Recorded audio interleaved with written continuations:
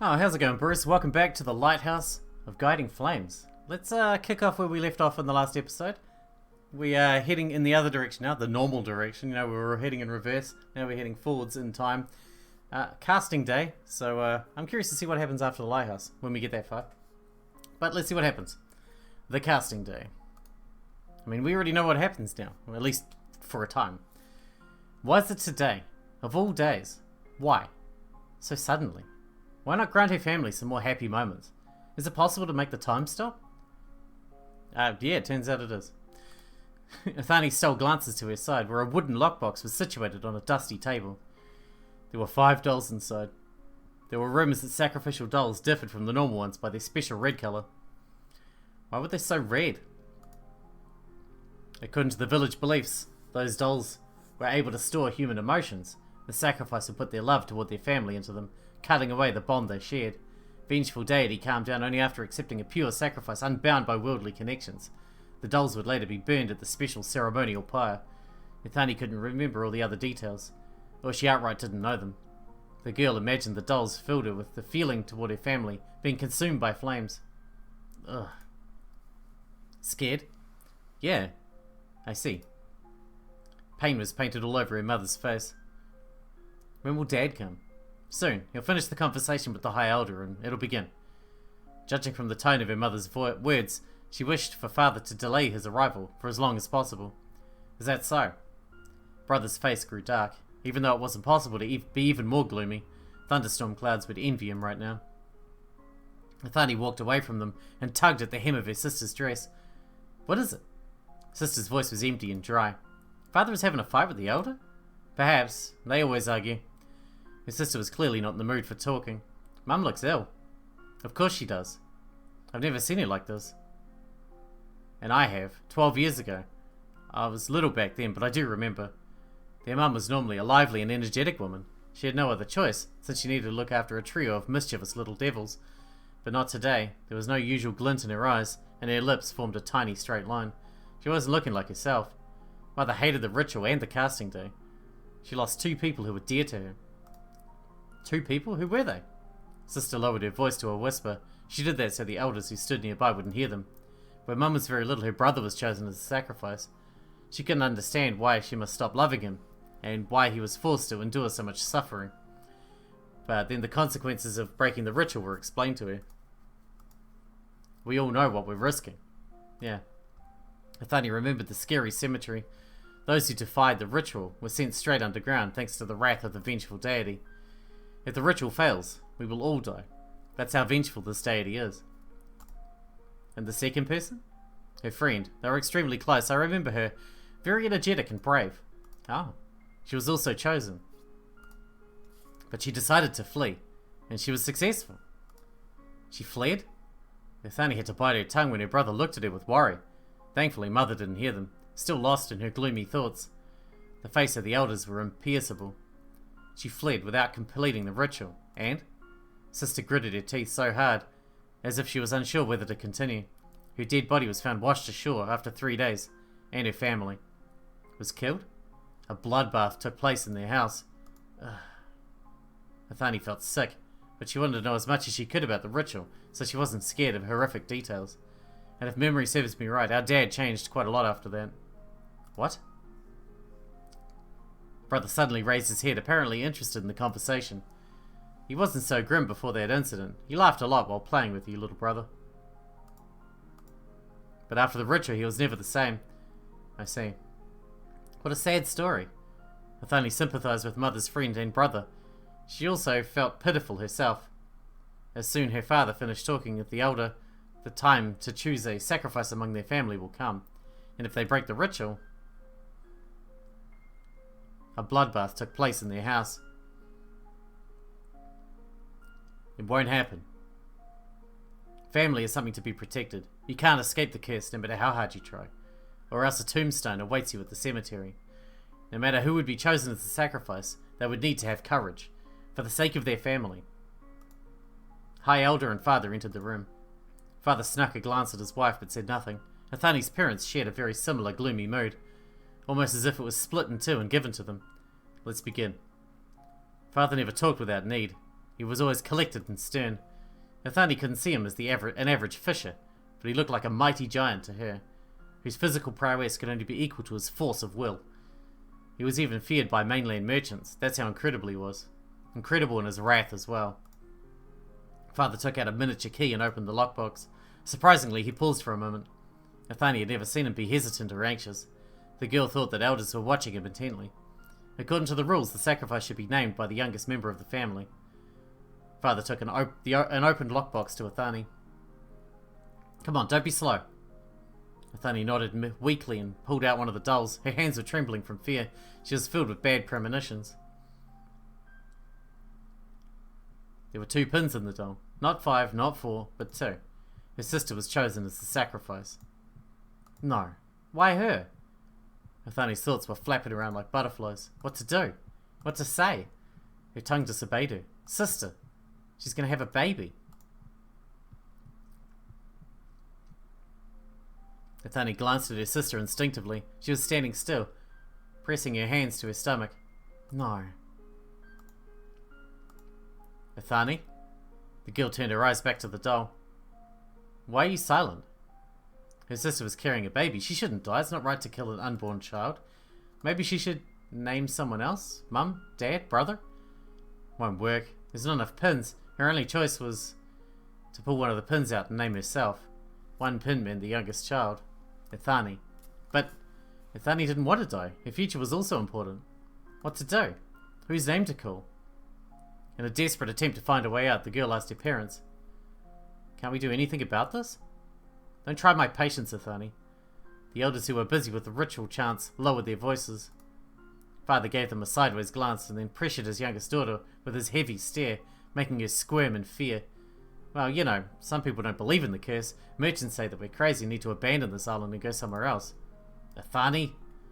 When merchants were brought up, her father furrowed his brow. I don't know how to explain it. Maybe it's all just an unlucky coincidence. Ethani herself understood that a whole cemetery filled with the dead was unlikely formed by a mere coincidence, but despair took over her mind. Merchants have brought us a lot of useful knowledge. They taught many things to fishers and smiths. Maybe they're also right about the curse. They even explained to us that the old tower is not a tower at all, but the ruins of a lighthouse. It's a place that lights the way for sailors. Isn't it cool?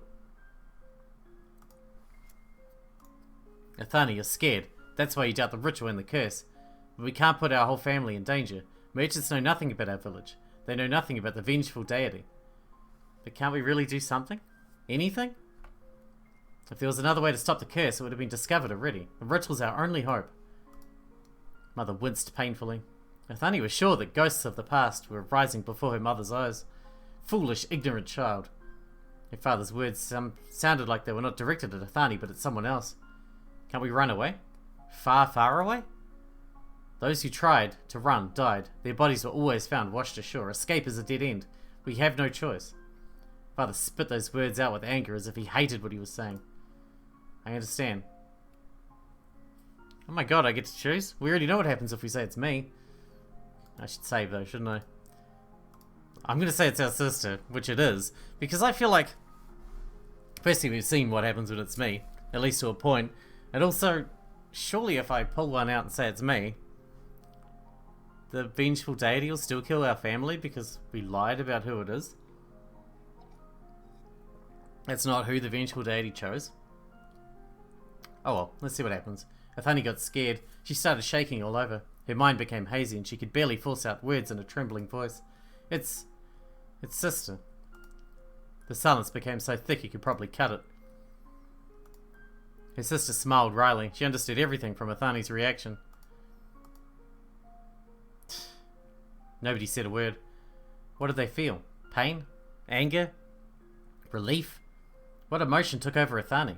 She was completely lost. She wanted to protect her sister, but fear gripped her throat. Oh man, more choices? All of a sudden we're getting choices. Speak up for sister's sake. We can't sacrifice her, that's wrong. Ethani? Father's voice sounded like a warning.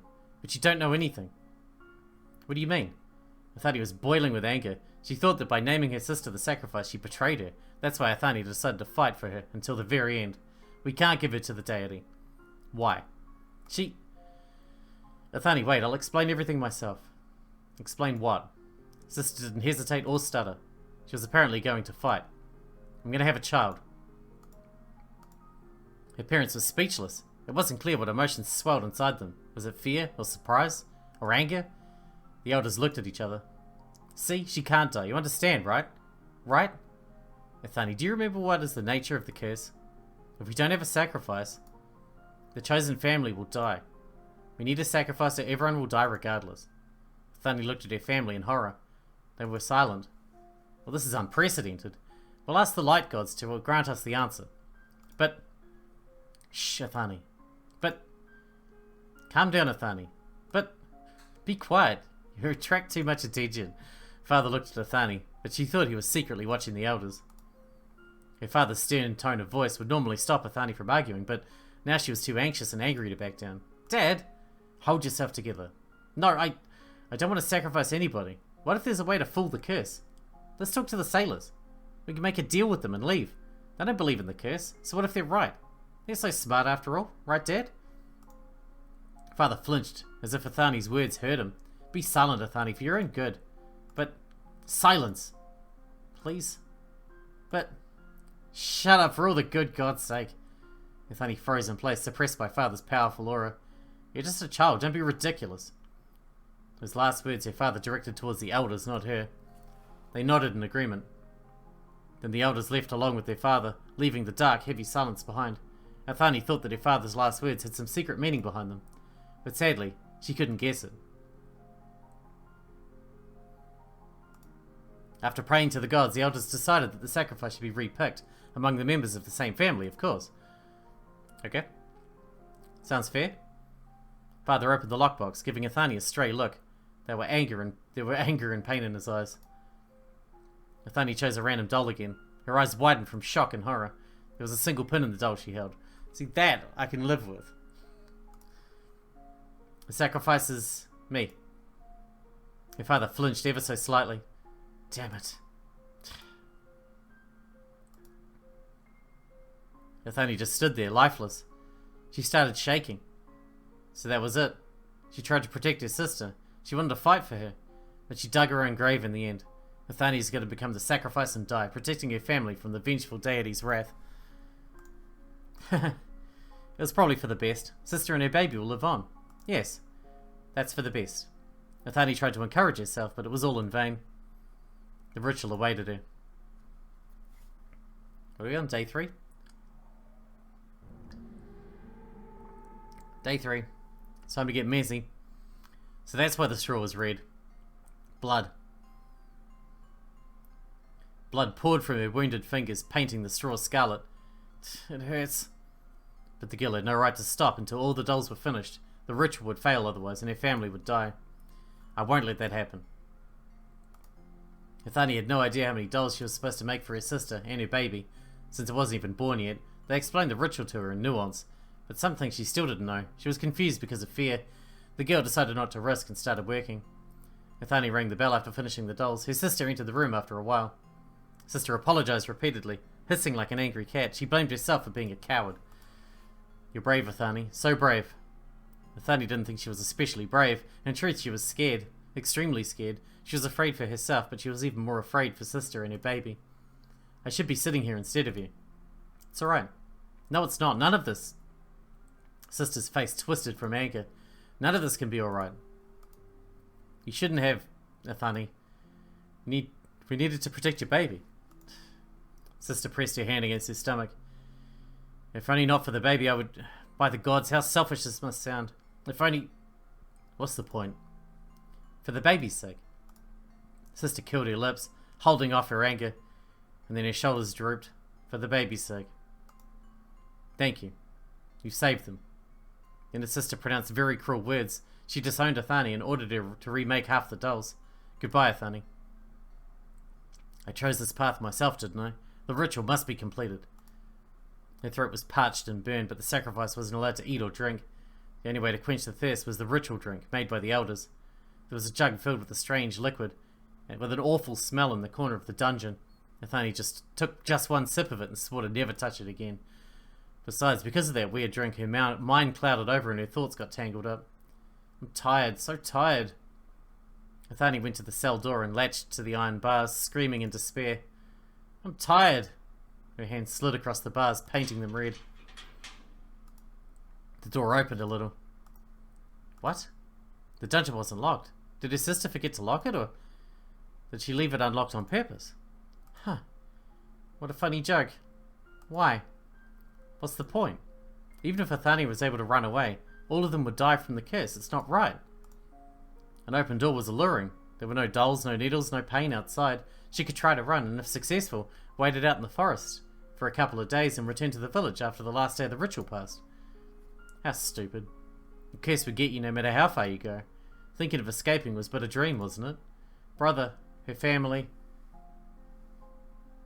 and her family would end up at the cemetery along with the others who tried to fool the vengeful deity. What am I supposed to do? Oh my god, more choices. Save. Look for something useful. Let's try that. Okay, what is that doing? Needles are useful, right?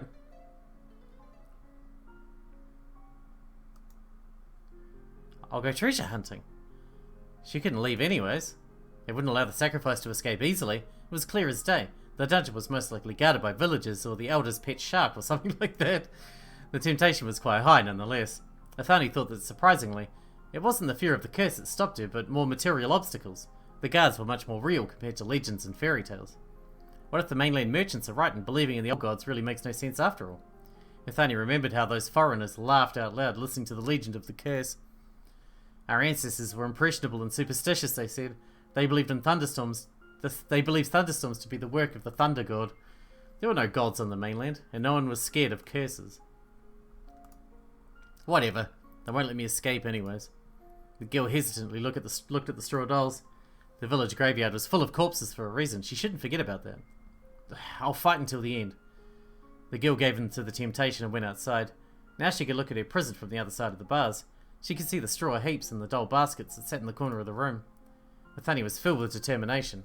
The fog of fear dissolved, and the girl thought to herself, why did her sister leave the door open?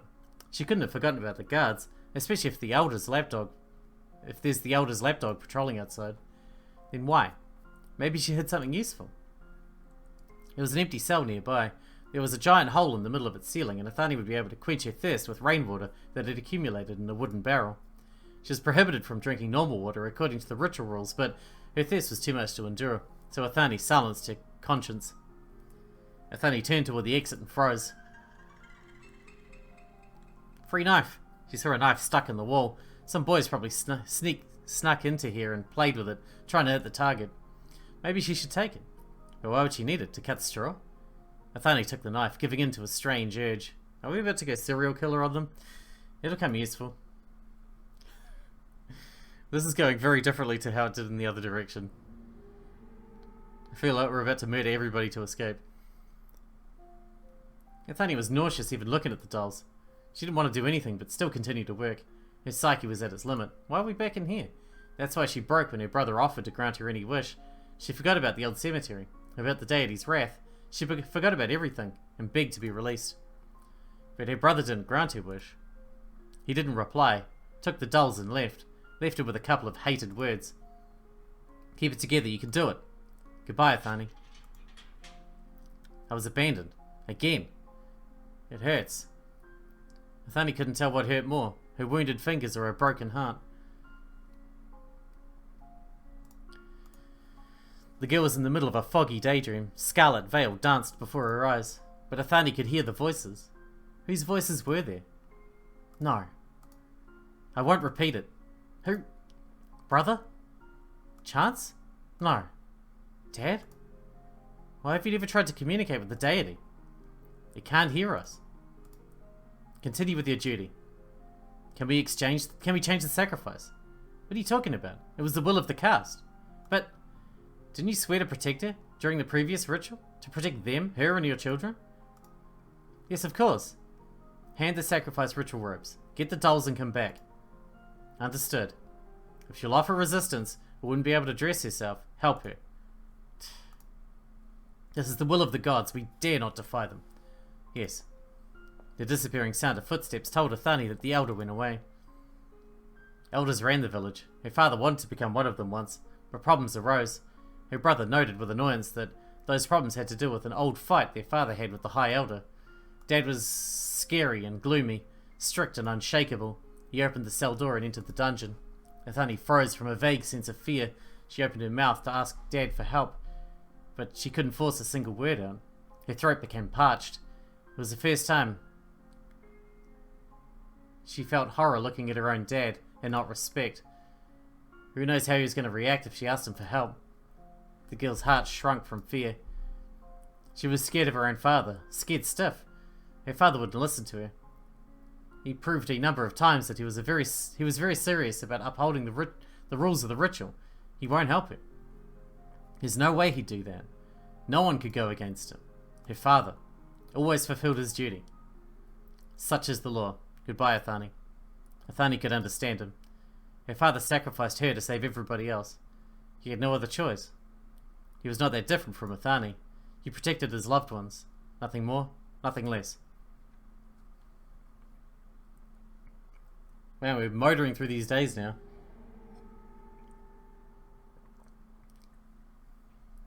Red straw.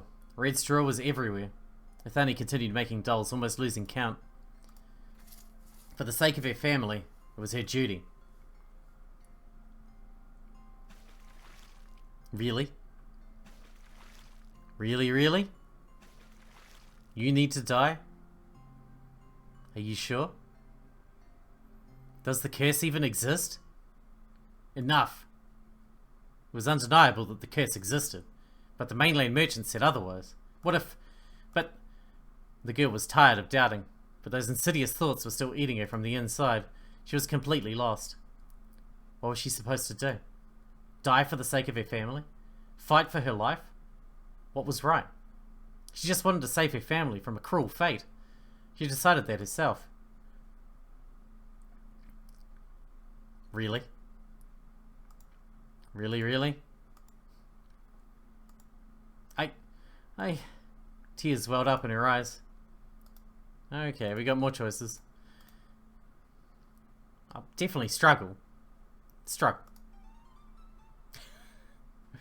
I like to struggle. I don't like to make things easy for myself. I'll save my family, but I can't just die like that. I want to live. I can't give up my life. Mother had answered the call. Oh, she's come to murder me. Ethani expected her to take away half the dolls and force the girl to remake them like everybody else, but something was different. Her mum hadn't even looked at the basket. Mum brandished a dagger.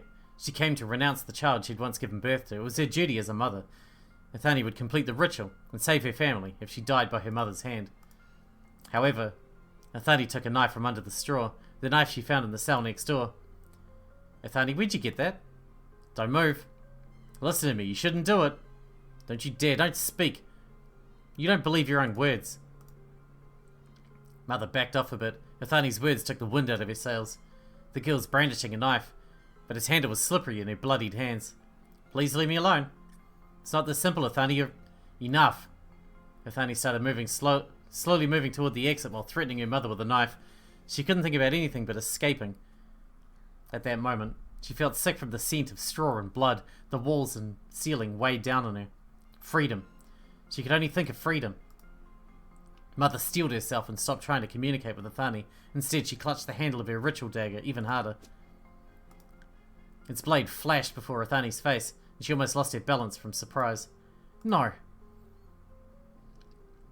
The scarlet fog of rage descended on Ethani's mind. Ethani was going to use the knife. Why shouldn't she defend herself if someone was attacking her?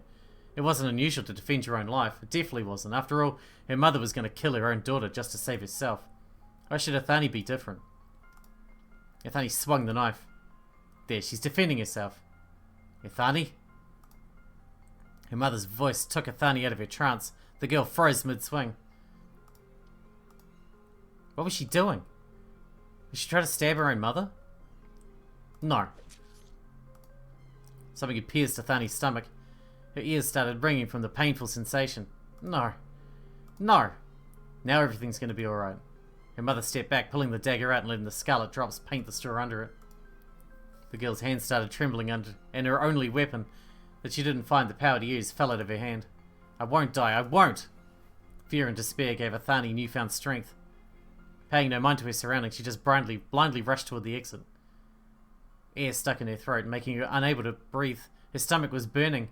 Ethani didn't stop until she reached the shore. Only there she fell into the sand after losing the last bit of her strength. Why did she do that? Why did she run away? She was destined to die anyway. There was no escaping. But doubts took root in the girl's heart. Countless questions tore her up from the inside. What was she supposed to do? Live? Die? Will the curse get her? Or were the mainland sailors right? What to do? Save herself or her family? Ethani didn't know. She got lost and couldn't understand anything anymore. Her mind was filled with a thick layer of grey fog. New day. Are we on the lighthouse now? I mean, we're not on the lighthouse. Are we at the lighthouse? Standing on top of the lighthouse. Fog. She couldn't see anything because of the wall of fog. Ethani got lost and didn't know where she needed to steer her boat. The grey veil was still there, as was her confusion. What to do? I have no idea. Her words got stuck in the still air. Soon the girl saw a gap in the fog. A blurry but warm amber light cut through the veil, as if calling out to the lost travellers. I need to go there. The light belonged to a lonely lighthouse that stood on a rocky elevation. A bright amber aura enveloped its upper floor, and Ethani guessed that there was a lamp of some sort there to guide the sailors. Wow! The girl sighed in relief after landing at the shore. At the very least, a bit of certainty appeared after that endless journey through the fog. Did you get lost? That was how Ethani met Esteban, the keeper of the lighthouse. Esteban told her that the lighthouse helped seafarers find their way if they ever got lost in a storm, or any other bad weather. When you don't know where to go, the lighthouse's flames will show you the way. Sounds awesome. The lighthouse shines for the seafarers of all sorts of worlds. It doesn't matter who you are, or where you're headed to. The flames will help you out. Where am I headed to? Ethani repeated after the keeper, a little surprised. Yes, you were going somewhere, weren't you? What's your goal? The girl was lost in thought. I don't know. I'm confused, Mr. Esteban. I don't know where I'm headed to and why. The keeper went silent for a while, but then flashed her a friendly smile. Then I invite you to live in the lighthouse. You'll be able to rest and gather your thoughts. Can I really do that? But The girl touched her stomach. Esteban then explained that time didn't exist at the lighthouse. It was frozen, letting the flames burn for eternity. With the same logic, the keeper never aged. He had no need for food and sleep. Life at the lighthouse was stable and complete. It didn't adhere to the laws of other worlds. You could take a breather there, even if some other place you only had seconds to work with. Amazing! The girl gave the frozen view a look over, the dreamlike stillness of the forest, the muteness of the water, the stillness of the leaden clouds. No, not amazing. It's magical. Esteban smiled, satisfied. Do you like it? A lot. Good. Some of the travellers call my lighthouse a gloomy place. No, it's wonderful. It's so quiet here. The lighthouse turned out to be very cozy on the inside. Even though it was a bit cramped, Ethani felt at home right away.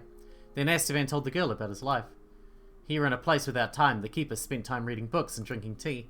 And even though the girl found Esteban's favourite books to be a bit strange, she listened to his thoughts about the adventures of the mystical detective with pleasure.